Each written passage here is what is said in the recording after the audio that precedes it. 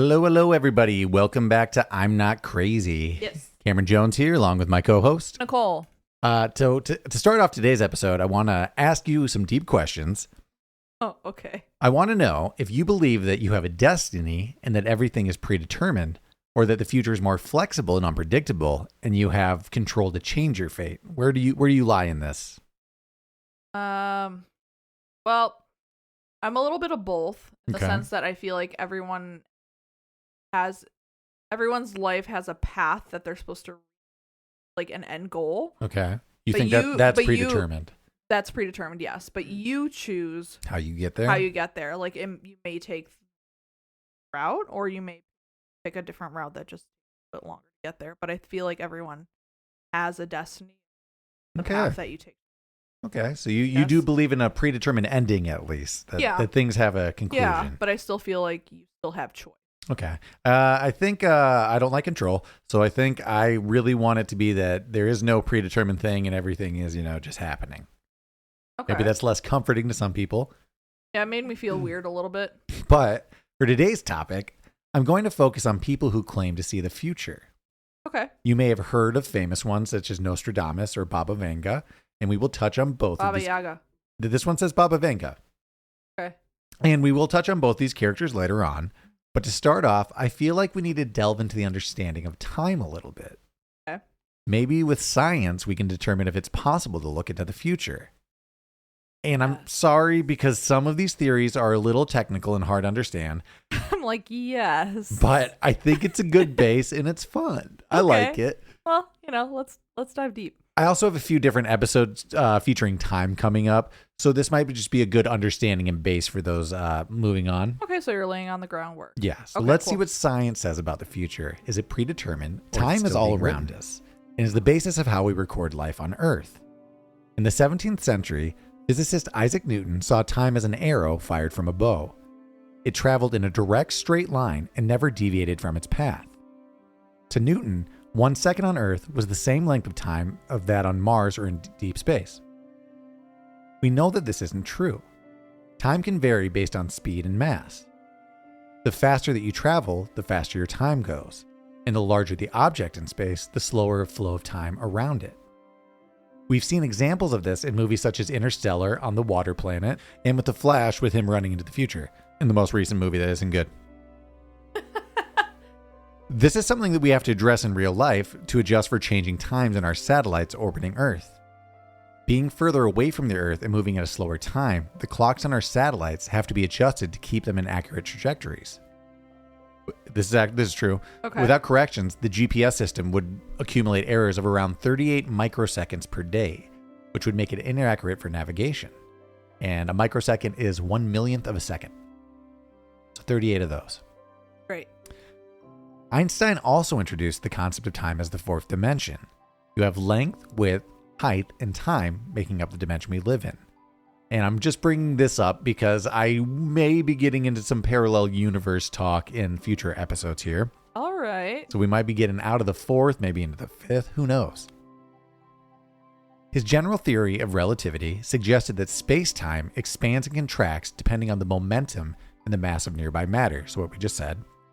He said that time is like a flowing river, passing around rocks and moving around bends, picking up speed, going slower. Another theory suggests that the passage of time is due to our expanding universe. Time and space are one. We've heard that space is constantly expanding. Right. And as the universe expands, it pulls time. But it implies that if the universe were to reach that theoretical limit of expansion, it would begin to contract and then time would reverse. Okay. Which is a paradox. Time would move backwards with everything ending in a big crunch instead of a big bang. So theoretically, this is at least a scientific way to explain how time travel to the past could and might eventually happen. But it's not very functional or good for us. It's not very usable. Okay. So what do scientists think about time as a whole? Is it still being written or is it predetermined? Scientists generally do not believe that the theory of relativity implies a predetermined or fixed future.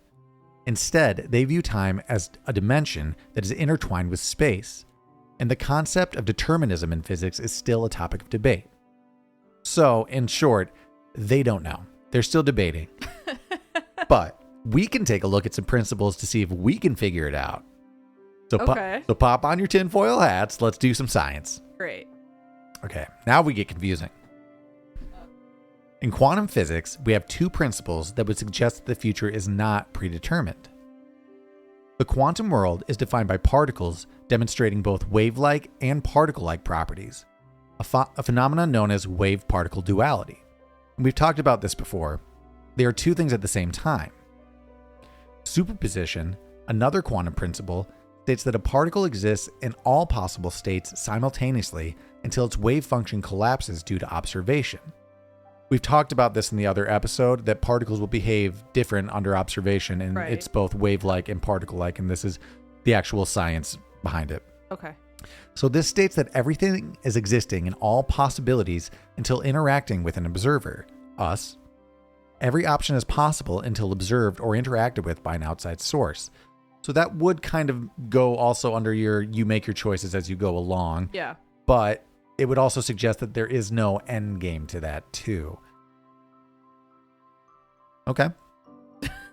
With these principles, it would present a world that is fundamentally probabilistic, which involves chance and variation. This would suggest that there is a randomness to the universe and the future could not be predetermined. But I also want to talk about the physics concept of locality, local and non-local.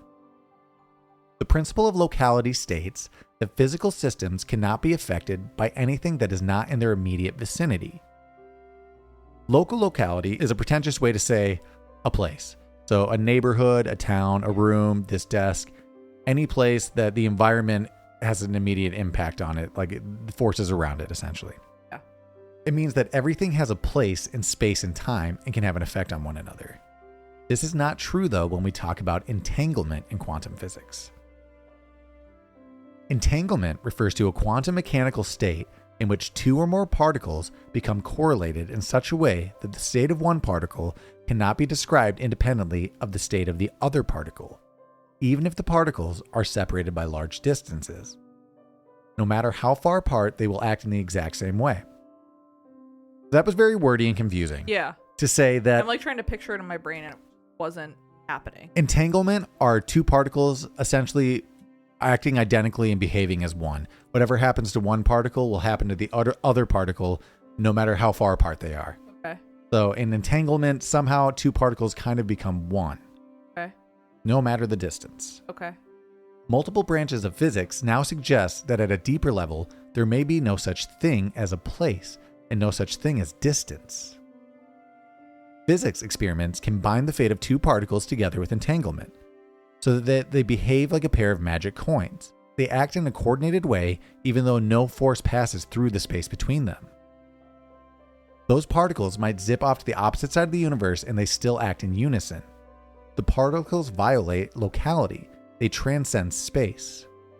And if they transcend space, then couldn't they transcend time? Because they're linked. Also, to put this into perspective for you, if you remember the Disney made-for-TV movie Genius with that one kid that's in The Patriot, you know when they put the stickers on their hockey skates at the end and then the skaters above them do exactly what they're doing? It's that. That's entanglement. Nicole's shaking her head. She does not remember. No. But for any of you 30-some-year-olds, the late 20s that remember the Disney... For any of you Disney adults out there. That's what I'm talking about. Some people think that the ability of objects to instantaneously know about each other's state, even when separated by large distances, is as if the universe at large instantaneously arranges its particles in anticipation of future events. Okay. So with the entanglement theory, people believe, in this belief, that destiny is predetermined because the universe can act instantaneously to match the entangled particle without any force. So those are three different kind of theories that prove and disprove predetermination, essentially. So we've gone through a lot of scientific concepts and jargon and laid out some theories and ideas, but we still don't really know if time is laid out or still being written. With all that information, though, does that change your concept at all? No. Okay. But you know, I believe what I believe. I believe in what I believe. That's fair. Okay. I'm just Well, with that then. Why is that supposed to be a process? Well, I was saying those are the principles that people are kind of debating over that lean one way or another. So which one do you find more believable? The universe is already okay. The universe is predetermined. Fine. Okay. But it seems like because of particles acting wave-like and particle-like until being observed by an observer, everything is possible. Yeah. But the universe knows the ending. Right. Okay. Let's kick it off with Nostradamus. Okay. Michael de Nostradamus, usually latinized as Nostradamus, was a French astrologer, apothecary, physician, and a reputed seer, who is best known for his book Les Prophéties, published in 1555. A collection of 942 poetic quatrains allegedly predicting future events. Who is this guy and how did he obtain his power to see the future? We've seen him before. He's relevant in pop culture. But who was he? Who was he? Nostradamus' family had originally been Jewish, but it converted to Catholic Christianity a generation before Nostradamus was born. Little is known of his childhood, but evidence indicates he was very intelligent as he quickly advanced through school. Early in his life, he was tutored by his maternal grandfather, Jean de Saint-Remy, who saw great potential in his grandson. During this time, he was taught the rudiments of Latin, Greek, Hebrew, and mathematics. It's believed that his grandfather also introduced him to the ancient rites of Jewish tradition and the teachings of astrology, giving Nostradamus his first exposure to the idea of the heavens and how they might drive human destiny, reading the stars. He studied at the University of Avignon, but was forced to leave after just 1 year when the university closed due to an outbreak of plague. And plague is going to be a very common theme in this guy's story. And it was his work. He worked as an apothecary, kind of like a pharmacist, but a little more potion-y, for several years before entering the University of Montpellier, hoping to earn a doctorate, but was almost immediately expelled after his work as an apothecary, which was a forbidden trade by the university, was discovered. Really? Apparently they looked down kind of on folk medicine and magic-y kind of practices. Okay. So basically the holistic. Yeah, which was essentially what he was doing, as we'll find out here. Yeah. Over the next several years, Nostradamus traveled throughout France and Italy, treating victims of the plague. There was no known remedy at the time, but doctors relied on potions made of mercury, the practice of bloodletting, and dressing patients in garlic-soaked robes. I hadn't heard that one before. That's a new one. All of which seem terrible. Ugh, can you imagine bloodletting? Yeah, it sounds terrible. Nostradamus developed... I'd rather take garlic-soaked. Yeah, I was going to ask which one's the worst one. I definitely don't want mercury potions. Mercury's terrible, but bloodletting is... I don't want to be anemic. I'll take garlic. Yeah, I'll take Best garlic. case scenario, it also wards away vampires and other creatures, so, extra protection. Yeah. Nostradamus developed some very progressive methods for dealing with the plague.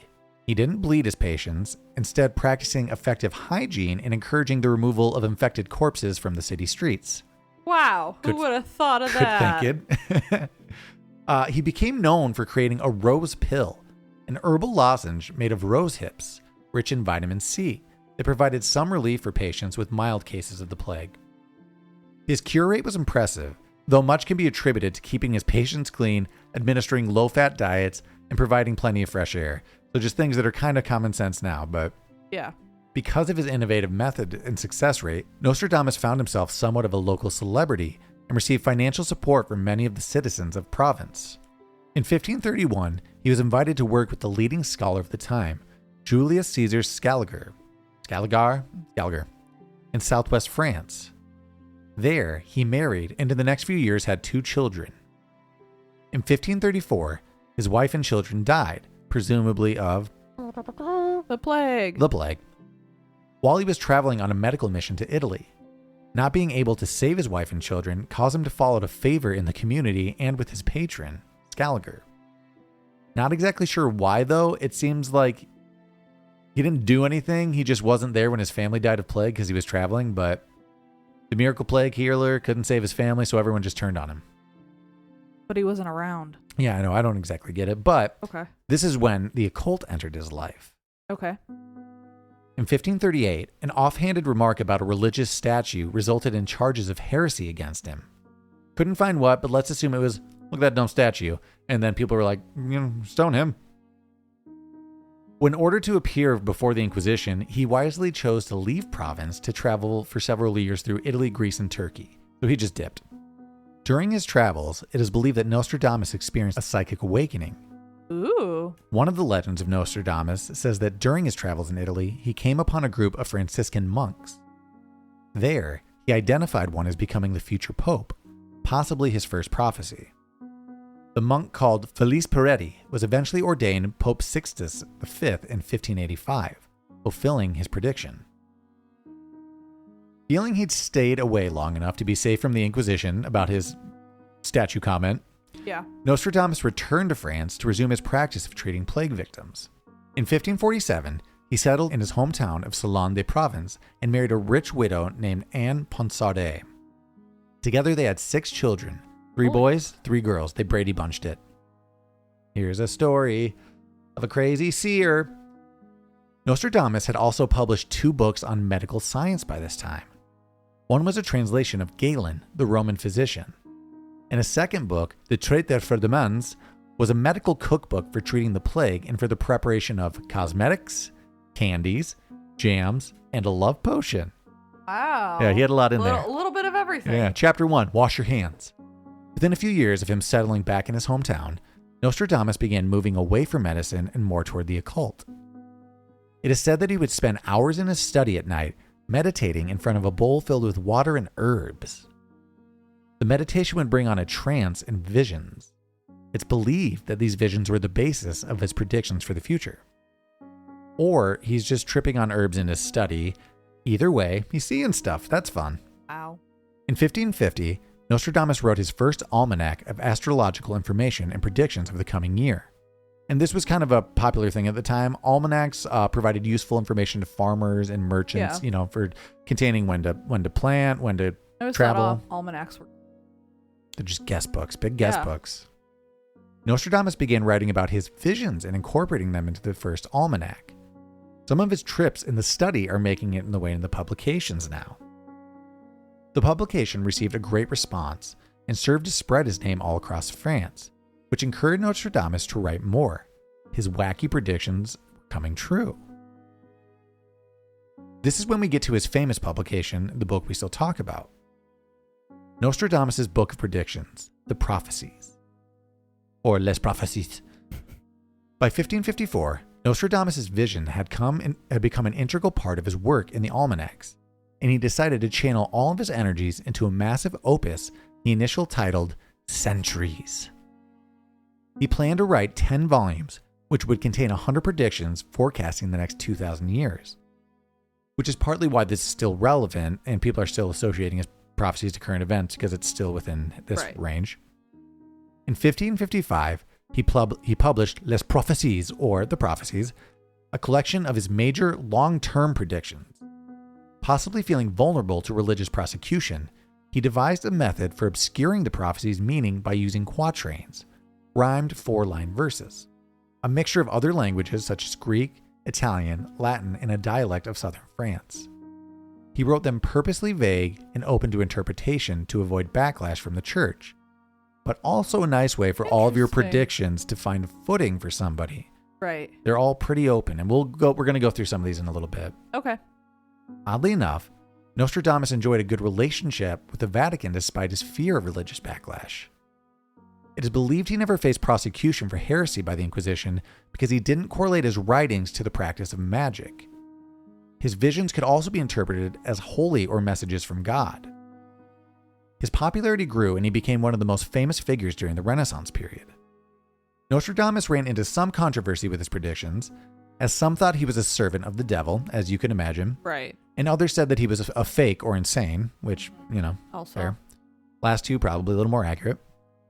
It's always kind of surprising to me, though, throughout history when we celebrate a Magic-y Percy and when we decide to burn them. It's just so up in the air in old timies. I don't get it. People celebrate when it's works. Well, I mean, also, most people believe the prophecies were spiritually inspired, which is kind of what saved him and not the dark arts. He seemed like a holy man. Nostradamus claimed to base he just sat in a room with herbs. Right. He was just tripping alone in his room, man. Right. He was just hotboxing. Should I write a book of prophecies? Yeah, just hotbox yourself in a room. Okay. Nostradamus claimed to base his published predictions on judicial astrology, the art of forecasting future events by calculation of the planets and cellular bodies in relationship to the Earth. His sources include passages from classical historians as well as medieval chroniclers from whom he seems to have borrowed liberally for his predictions. In fact, many scholars believe he paraphrased ancient end-of-the-world prophecies, mainly from the Bible, and then through astrological readings of the past, projected these future events into the future. So he may have just been regurgitating folklore and historical records and rewording a bit and put his own twist on it, making it vague. As history tends to repeat itself and humans have a predictable nature, it was likely for many large events like this to reoccur, like an uprising, a fall of something. If you just write like that, I mean, yeah, that will happen. Not everyone was enamored with Nostradamus' predictions in his own time. He was criticized by other professional astrologers of the day for incompetence in assuming that comparative horoscopy, which is the comparison of future planetary configurations with those accompanying known past events, could predict the future. So yeah, they're saying just because you know what happened on this day with a different planet alignment doesn't mean it's the same. It means that. It means everything to Nicole, though. So they were saying because you can chart the planets doesn't mean you know shit about the future. So people assume he relied heavily on historical and literary precedent. He suffered from severe gout in the end of his life, which eventually developed into edema, and he died on the 1st or 2nd of July, 1566.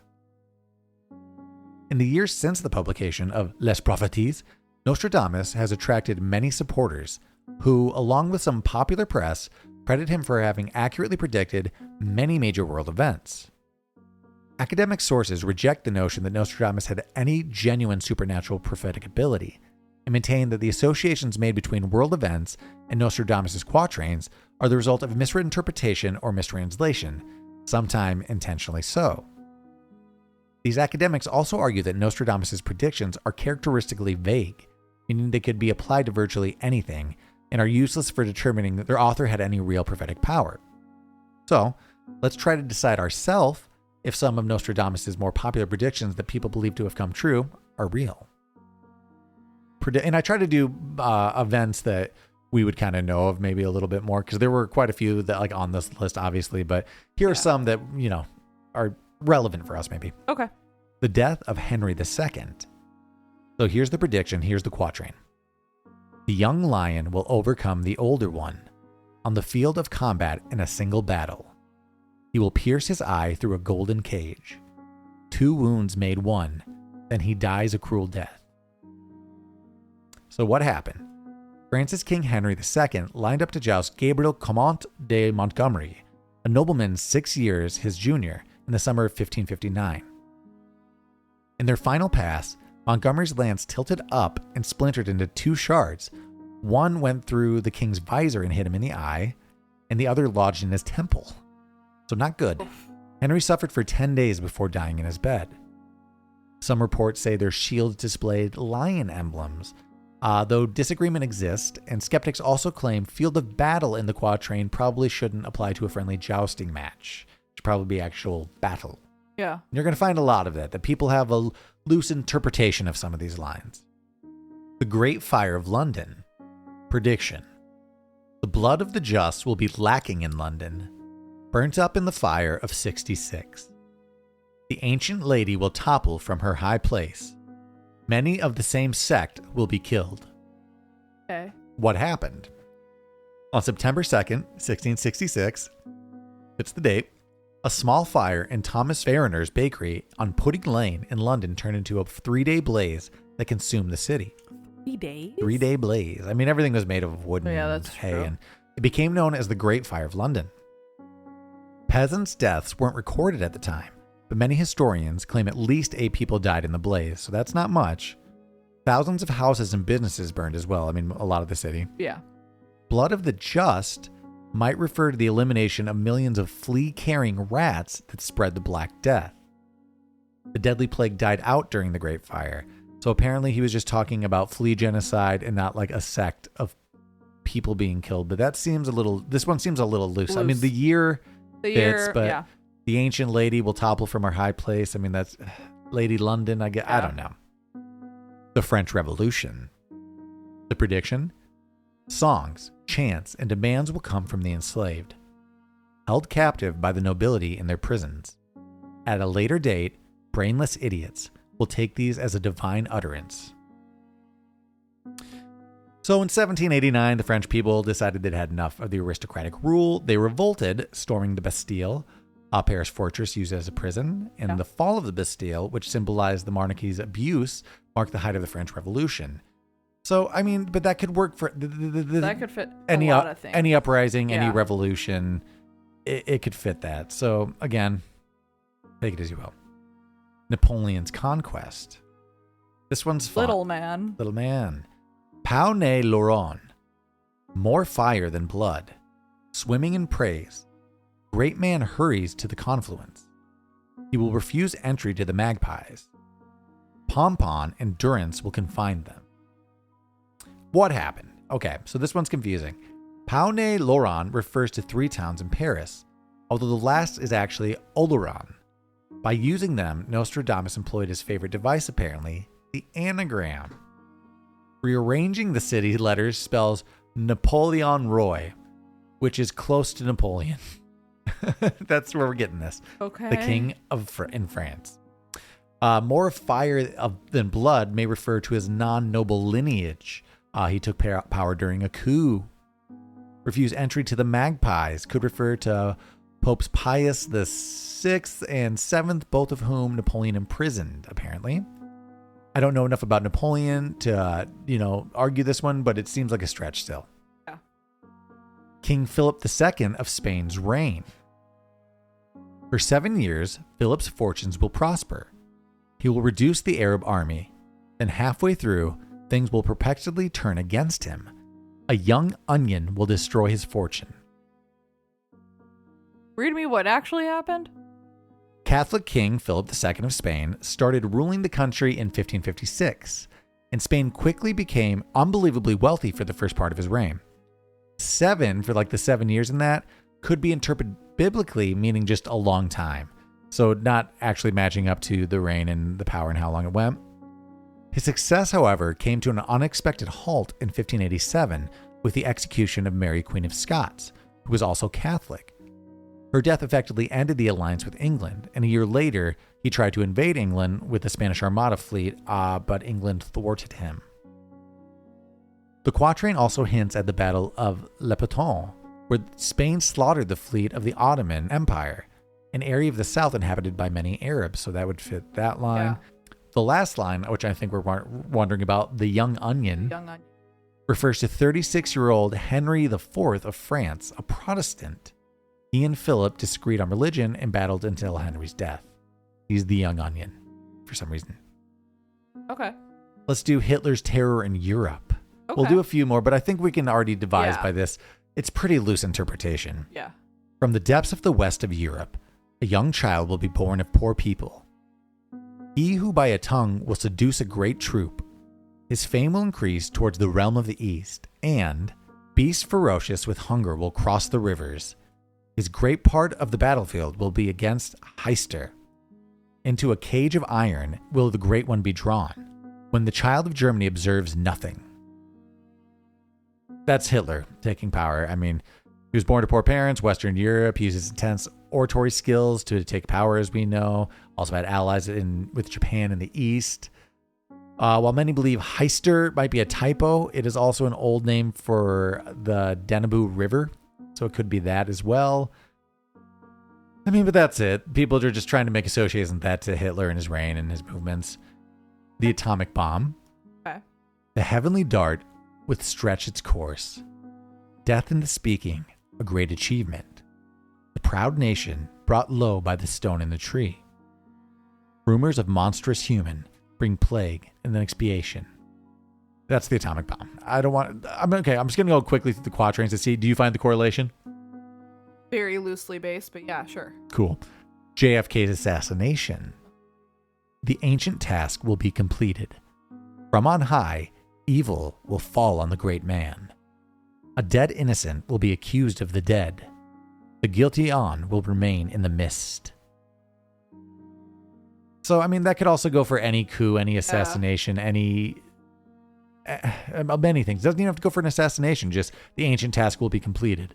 From on high, a great man will fall. September 11th, the last one. Well, not the last one, but the last one I'm touching on. The sky will burn at 45 degrees. Fire approaches the great new city. By fire, he will destroy their city. A cold and cruel heart, blood will pour, mercy to none. I mean, we have sky burning, and I think that's the main thing. New city, that's about it. I mean, a fire will destroy. I mean, the city wasn't destroyed. It wasn't really by fire. It was by impact. So those are the major historical events that people point to. Any of those convince you? Not really. They're just also kind of. Yeah, I agree. So, like, you could take any situation and make it fit in another. Which are most scholars' problems with it, but and mine. I don't find them very convincing. Do you want to hear his predictions for 2024? Sure. Red adversary will become pale with fear, putting the great ocean in dread. People are predicting that this is going to be something going down with China and the hostilities that are growing there. They think we're going to war with China. So that sucks. That would be great. Next we have... Not great. No. You know what I mean? The dry earth will grow more parched, and there will be great floods when it is seen. People are assuming climate change is about to bring on a big old drought. Oh. This is a fun one. Hasn't happened here yet. This one's safe. Nothing but wet. This one's safe. Okay. King of the Isles will be driven out by force. In his place will be King Henry and not William. So people are thinking we're going to have flipperoo in the royals, and we're actually going to get Meghan Markle and what's his butt back in. Harry? Taking over. That'd be wild. Right? Oh, that would be problematic. Yeah, that's what people are thinking is going to happen. And funny enough, I just did read an article saying they failed in Hollywood and they haven't been able to make any new income. So that's what I've heard too. So they pretty much milked all they could. Through the death of the very old pontiff, a Roman of good age will be elected. Of him, it will be said that he weakens in his sight, but long will he sit in biting activity. That's supposed to be predicting the death of the Pope this year. We're going to get a new Pope. Pope is relatively young. I guess he's going to die. Do you want to move on to our next seer? Do you have any thoughts on Nostradamus? No, I mean, besides the thoughts that I said that most of his predictions are relatively vague and you just fit them into, it's circumstantial. You can just fit them to any circumstance. Which I'm guessing is also the circumstance in his almanacs and why they were so popular. People are like, well, that's my life. Next up, we have Baba Vanga, or Baba Vanga. I've heard some things. I think Baba Yaga, but I think that's a demon thing. We've touched on someone who uses the stars and historical records to predict the future. Let's look at another method here. Baba Vanga. Vangelia Pandeva Gostorova, commonly known... That sounded really good. Thank you. Commonly known as Baba Vanga, was born October 3rd, 1911, and was a Bulgarian mystic healer who claimed to foresee the future. Blind since her early childhood, she spent most of her life in the mountains of Bulgaria. In the late 70s and 80s, she was widely known in Eastern Europe for her alleged abilities of clairvoyance and precognition. So let's dive into her life and see where this came from. Born October 3rd, 1911, to Pondo Surchev and Pondiskeva Surcheva in Strominka of the Ottoman Empire, now North Macedonia, she was a premature baby who suffered from health complications. In accordance with local tradition, she was not given a name until she was determined likely to survive. When the baby first cried out, a midwife went into the street and asked a stranger for a name. The stranger proposed Andromache, which was rejected for being too Greek. During a period of anti-Hellenic sentiment within Macedonia-Bulgaria society, another stranger proposed a Greek name, which was adopted to the Bulgarian version, Vangelia. Okay. During her childhood, her father was conscripted into the Bulgarian army during World War I, and he also did have very strong Bulgarian pride, and he was a patriot, so he did believe in the ideals, while Vanga's mother died soon after. This left Vanga dependent on the care of charity from neighbors and close family and friends for much of her youth. After the war, Strominka was seceded to the kingdom of Serbs, Croats, and Slovens. Yugoslav authorities arrested her father because of his pro-Bulgarian activity. They confiscated all of his property, and the family fell into poverty for many years. In 1923, she and her father moved to Novo Selo. According to her own testimony, a turning point in her life occurred when a tornado allegedly lifted her into the air and threw her into a nearby field. What? She got picked up by a tornado and tossed. Great, and survived. She was found after a long search. Witness described her as very frightened, and her eyes were covered with sand and dust. She wasn't able to open them because of the pain. They only had enough money for a partial operation to heal the injury she sustained, and it resulted in a gradual loss of her sight. So it just seems that makes sense what I was looking at. Yeah. Well, also, I thought it was with the premature baby. I thought it was just going to be like a blind from sight thing. Yeah. But it happened after a freak tornado accident. In 1925, Vanga was taken to a school for the blind in the city of Zemun in the Kingdom of Serbs, Croats, and Slavons, now Serbia, where she spent 3 years and was taught to read Braille, play the piano, knit, cook, and clean. Women's. Yeah, but also like just things that maybe help hopefully take care of herself and the piano and knit. After the death of their stepmother, she returned home to take care of her younger siblings, and the family lived in poverty. In 1939, Vanga contracted pleurisy. The doctor's opinion was that she would die soon, but she quickly recovered. What's pleurisy? I don't know. Google says it's a condition, sometimes viral infection, where the walls of the heart are rubbing against each other, causing strain. Wow. Can often cause pneumonia, embolisms, and cancer to the chest wall. Okay. No problem. At that time, Vanga attracted believers in her alleged ability to heal and soothsay. A number of people visited her, hoping to get a hint about whether their relatives were alive or seeking the place where they died. This is during World War II now. Oh, no, this is after World War I, so people are just trying to find lost relatives. And rumor came that Vanga can tell you. Her career as a seer really kicked off when she was visited by the Bulgarian Tsar Boris III on April 1942. She warned him against siding with Germany in the Second World War, and they ended up switching sides in 1945, so 3 years later. But throughout World War II, high-ranking military and political officials would apparently visit her to seek advice. Okay. Her fame quickly spread through Eastern Europe and eventually the world. Bulgaria at the time. We love a global woman. We do. She's great. Bulgaria at the time was an authoritarian communist nation, so mystical people claiming to see the future were typically met with suspicion and contempt. Okay. This is something that would play out when she predicted the death of Stalin. He was temporarily imprisoned, but released after his death, and her prediction was proven true. And she had no ties to it, instead of it being like, a threat. Or perceived as a threat. In her early 60s, she warned the former Russian president, Boris Yeltsin, that he had a poor heart health. And indeed, in 2007, so quite a while later, he passed away from congestive heart failure. But what she said the problem was, in the 70s, a Yugoslavian entertainer was touring Bulgaria when she decided to pay Baba Vanga a visit. Apparently, during the visit, Baba Vanga refused to look at the young woman, instead just looking out the window, sending her away saying that she didn't want to talk today, but come back in 3 months. What? Then she looked at the woman and said, "You won't be able to. If you can come back in 3 months, I'll talk to you then." The young woman ended up dying in a car accident shortly after this. Tell her. Couldn't just say anything? Nah, she didn't say a thing. Just like, come back in 3 months? Vague. On the 10th of May, 1942, Vanga married Dmitry Gusturov. Gusturov, a Bulgarian soldier from the village of Krandaskeletsa, we'll just go with that, near Petrich, had come to town seeking revenge for the death of his brother. So he was coming there to kill the people that killed his brother. Okay. Shortly before marrying, Demeter and Vanga moved to Petrich, where she soon became well known. And he also had to vow that he wouldn't kill anybody or follow through with the vengeance. Okay.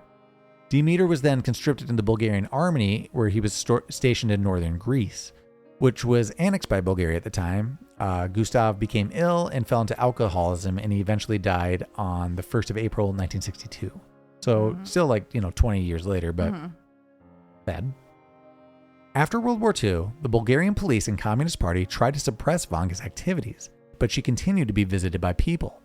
After police control and social pressure reduced in the 1960s, she was employed by the Petrich Municipality and Institute of Suggestology, part of the Bulgarian Academic Academy of Sciences. So they're actually doing studies on her. The former supported Vanga materially and supported her income, while the latter tried to scientifically justify her activity. So the government was just giving her money to live while studying her. That's pretty cool. Yeah. Members of the Politburo of the Bulgarian Communist Party and leading intellectuals also consulted her, including reportedly General Secretary of the Communist Party of the Soviet Union, Leonid Brezhnev. In the 1990s, a church was built with the money left by her visitors, which was consummated on the 14th of October 1944. Vanga died on August 11, 1996 from breast cancer, and her funeral attracted large crowds.